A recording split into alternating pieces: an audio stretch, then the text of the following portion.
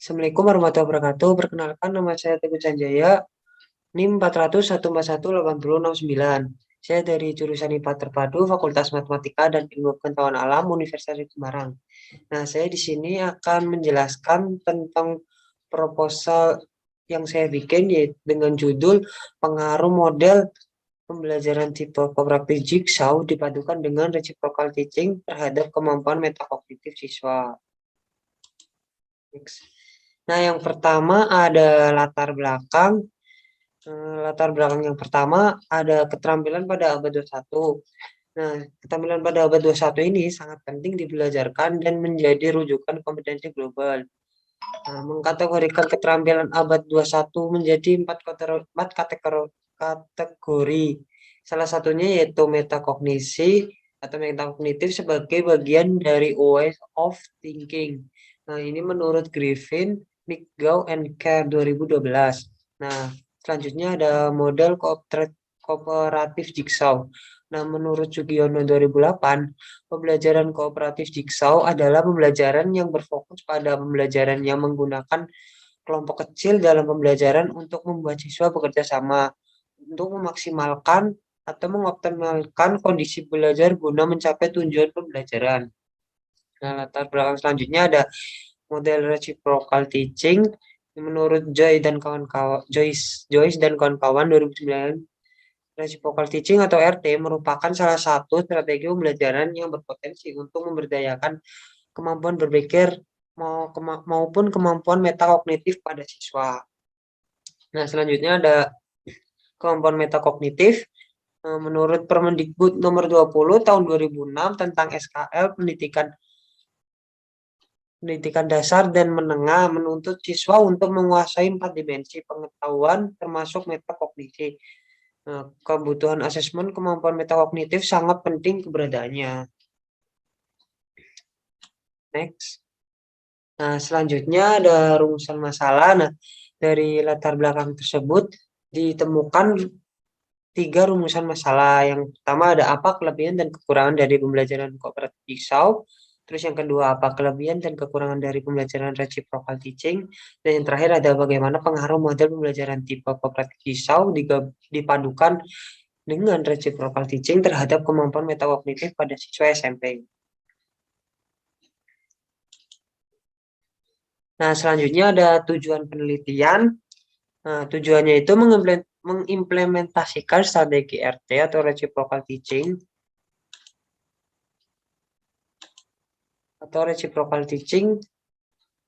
dan Jigsaw, operatif Jigsaw pada pembelajaran diharapkan dapat membantu memberdayakan keterampilan metakognitif siswa sekolah yang diikuti dengan pemahaman konsep pembelajaran yang lebih baik. Nah, selanjutnya ada manfaat penelitian. Nah, ada manfaat bagi peserta didik, ada bagi peneliti, dan ada bagi guru. Nah, untuk bagi peserta didik yaitu mendorong siswa untuk belajar aktif dalam suasana yang menyenangkan untuk meningkatkan kemampuan metakognitif. Nah, untuk bagi peneliti sebagai sarana belajar untuk mengintegrasikan pengetahuan dan keterampilan dalam menghasilkan suatu produk dalam pembelajaran IPA berupa memadukan 2 model pembelajaran terhadap kemampuan metakognitif. Hasil maupun beberapa kekurangan dari penelitian ini dapat dijadikan salah satu rujukan untuk mengembangkan media pembelajaran IPA lebih lanjutnya.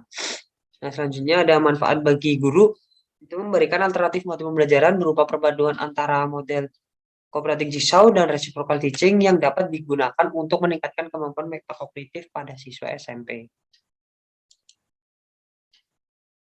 Nah, selanjutnya ada penegasan istilah. Di sini ada 2, yaitu pengaruh. Nah, menurut Kamus Besar Bahasa Indonesia atau KBBI 2008 menjelaskan bahwa pengaruh adalah daya yang ada atau timbul dari suatu orang atau benda yang ikut membentuk watak, kepercayaan atau perbuatan seseorang. Pengaruh yang dimaksud yaitu sains digital storytelling berpengaruh terhadap motivasi belajar dan kemampuan berpikir kritis pada peserta didik. Dilihat dari adanya perbedaan rata-rata motivasi belajar dan kemampuan berpikir kritis antara kelas eksperimen dan kelas kontrol. Selanjutnya ada metakognitif. Kemampuan metakognitif terdiri ada atas kesadaran metakognitif dan keterampilan metakognitif. Instrumen untuk mengukur kesadaran metakognitif menggunakan lembar angket kesadaran metakognitif atau Metacognitive Assessment Inventory atau MAI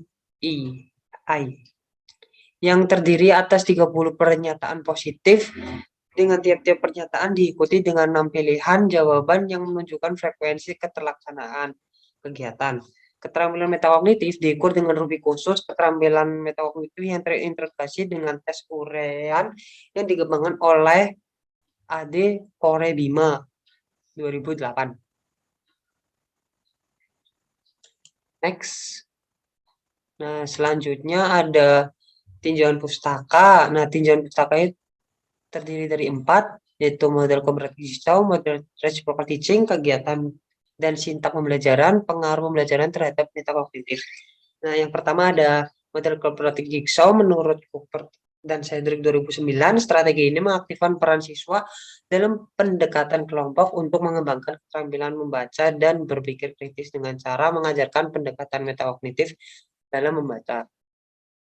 Nah, selanjutnya ada model reciprocal teaching, adalah strategi belajar melalui kegiatan mengajar teman. Pada strategi ini, siswa berperan sebagai guru menggantikan peran guru untuk mengajarkan teman-temannya. Terus yang ketiga ada kegiatan dan sintak pembelajaran. Strategi pembelajaran reciprocal teaching diketahui bahwa pelaksanaan strategi pembelajaran reciprocal teaching dari awal sampai akhir tidak konsisten dengan kompetisi sebaliknya. Terus yang terakhir ada pengaruh pembelajaran terhadap kemampuan metakognitif. Menurut Kristiani N 2009, reciprocal teaching yang tergolong rumit dengan adanya membaca dan melakukan ide, namun itu bisa memadukan dengan pembelajaran jigsaw. Dengan pembelajaran tipe jigsaw yang dibagi dengan adanya kelompok ahli dan kelompok asal. Next. Nah, selanjutnya ada hipotesis penelitian. Hipotesis dari penelitian ini yang pertama ada komparatif jigsaw. Menurut Wina Sanjaya 2009, kelebihannya siswa bisa diajarkan bagaimana bekerja sama dalam kelompok. Siswa yang lemah dapat terbantu dalam menyelesaikan masalah dan menerapkan bimbingan sesama teman. Untuk kelemahannya pada metode jigsaw, jika guru tidak meningkatkan agar siswa selalu menggunakan keterampilan kooperatif dalam kelompok masing-masing, maka dikhawatirkan kelompok akan macet atau mengkoordinir gitu lah maksudnya. Yang selanjutnya ada reciprocal. Menurut Effendi, kelemahannya membutuhkan waktu yang lama dan sangat sulit direkam jika pengetahuan siswa tentang materi persyaratan kurang. Terus ada kelebihannya, melatih kemampuan siswa belajar mandiri sehingga kemampuan dalam belajar mandiri dapat ditingkatkan. Reciprocal teaching juga melatih siswa untuk menjelaskan kembali kepada pihak lain. Next. Nah, selanjutnya ada metode penelitian. Penelitian ini menggunakan desain atau jenis penelitian yaitu kuesi eksperimen dengan bentuk non-equivalent control group design. Terus untuk lokasi penelitiannya nanti di SMP Negeri Pemalang. Untuk subjek penelitiannya siswa SMP yang ada di Pemalang. Terus variabel penelitiannya yaitu variabel bebasnya model pembelajaran, variabel kontrolnya siswa, guru, dan peneliti. Terus variabel terikatnya ada kemampuan metakognitif. Metode yang digunakan untuk menentukan yaitu dokumentasi dan metode tes. Nah, selanjutnya prosedur penelitian. Penelitian dilakukan dengan melalui 3 tahap, yaitu tahap persiapan penelitian, tahap pelaksanaan penelitian, dan yang terakhir ada tahap analisis serta pengambilan kesimpulan. Untuk instrumen penelitian ada instrumen wawancara dan instrumen tes. Maaf, ini salah. Nah, sekian presentasi proposal dari saya. Apabila ada kesalahan, mohon maaf. Wassalamualaikum warahmatullahi wabarakatuh.